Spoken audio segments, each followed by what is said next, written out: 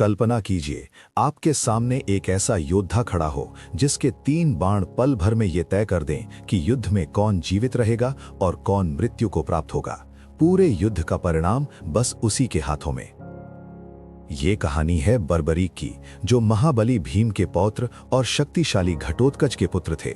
बर्बरीक को देवी दुर्गा, अग्निदेव और स्वयं भगवान शिव से ऐसे अद्भुत वरदान मिले थे कि उनके पास 3 दिव्य बाण थे।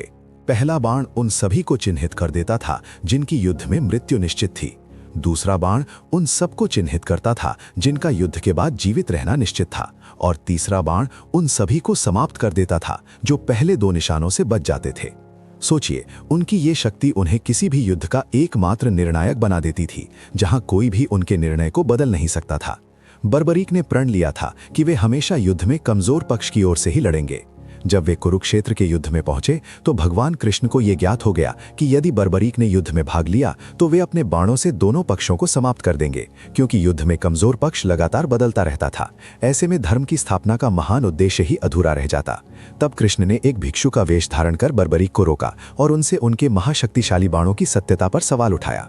बर्बरीक ने अपनी शक्ति का प्रदर्शन किया, जिससे कृष्ण भी अचंभित रह गए। तब कृष्ण ने बर्बरीक से उनके वचन के अनुसार युद्ध से पहले सबसे बड़े बलिदान की मांग की, उनके स्वयं के शीश की। बर्बरीक ने सहर्ष अपना शीश अर्पित कर दिया, जिसे कृष्ण ने एक पहाड़ी पर स्थापित कर दिया, जहां से उन्होंने पूरा महाभारत युद्ध देखा।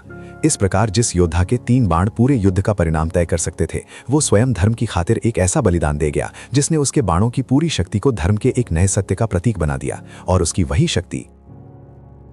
ऐसी और भी अद्भुत कहानियों के लिए सब्सक्राइब करें, क्योंकि अगला रहस्य और भी गहरा है।